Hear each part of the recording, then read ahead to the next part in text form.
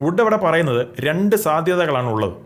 ഒന്നുകിൽ യഹൂദർക്കും ക്രിസ്ത്യാനികൾക്കും ദൈവശ്വാസീയമായി ദൈവത്താൽ സൂക്ഷിക്കപ്പെട്ട ആധികാരികമായ ദൈവവചനം അവരുടെ കൈവശമുണ്ട്, അല്ലെങ്കിൽ അവരുടെ കൈവശമില്ല.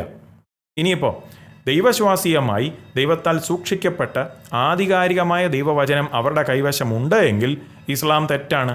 കാരണം നമ്മൾ എന്താണോ തിരുവെഴുത്തിൽ വിശ്വസിക്കുന്ന അടിസ്ഥാനപരമായിട്ടുള്ള വിശ്വാസങ്ങൾ, ഉദാഹരണത്തിന് യേശുവിൻ്റെ മരണ അടക്ക പുനരുത്ഥാനവും യേശുവിൻ്റെ ദൈവിക സ്വഭാവവും ഇങ്ങനെയൊക്കെയുള്ള കാര്യങ്ങളുമായിട്ടെല്ലാം ഖുർആൻ വിരുദ്ധമായിട്ടാണ് സംസാരിക്കുന്നത്. അപ്പോൾ ദൈവശ്വാസീയമായി ദൈവത്താൽ സൂക്ഷിക്കപ്പെട്ട ആധികാരികമായ ദൈവവചനം നമ്മുടെ കൈവശമുണ്ട് എങ്കിൽ ഇസ്ലാം തെറ്റാണ്.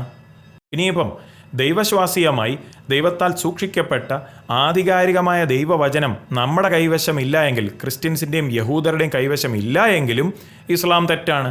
കാരണം ഇസ്ലാം ഊന്നി പറയുന്നത് ദൈവത്താൽ ശ്വാസീയമായ ദൈവത്താൽ സൂക്ഷിക്കപ്പെട്ട നമ്മുടെ തിരുവെഴുത്തിൻ്റെ ആധികാരികതയെക്കുറിച്ചാണ്. അപ്പോൾ ദൈവത്തിൻ്റെ സത്യവചനം നമ്മുടെ കൈവശം ഉണ്ട് എങ്കിൽ ഇസ്ലാം തെറ്റാണ്. ദൈവത്തിൻ്റെ സത്യവചനം നമ്മുടെ കൈവശം ഇല്ല എങ്കിലും ഇസ്ലാം തെറ്റാണ്. ഏത് രീതിയിൽ നോക്കിയാലും ഇസ്ലാം തെറ്റാണ്. അതുകൊണ്ട് ഇസ്ലാം തെറ്റാണ്. കാണുക, എന്താണ് ഇസ്ലാമിക് ഡയലമ അല്ലെങ്കിൽ ഇസ്ലാമിക് ദ്വന്ദ്ം? ഖുർആൻ തന്നെ ഇസ്ലാമിനെ നശിപ്പിച്ചോ എന്ന സന്ദേശം നമ്മുടെ ചാനലിൽ. അത് കാണുവാൻ താഴെ കാണുന്ന പ്ലേ ബട്ടൺ ക്ലിക്ക് ചെയ്യുക.